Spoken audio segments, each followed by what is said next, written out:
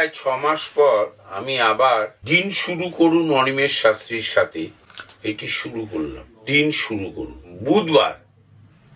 প্রতিযোগিতামূলক পরীক্ষায় আপনি উত্তীর্ণ হয়েও কৃতকার্যতা লাভ পেয়েও আপনি কর্মে যোগদান করতে পারেননি, সেই যোগদান করার সুসংবাদ প্রাপ্তি হতে পারে। সম্পত্তিগত বিবাদে আপনার মামলা মোকদ্দমা চলছিল, তার সুনির্দেশ প্রাপ্তি হতে পারে। শারীরিকভাবে মস্তিষ্কজনিত পীড়া এবং পেটে কোনো ইনফেকশন হওয়ার প্রবল সম্ভাবনা।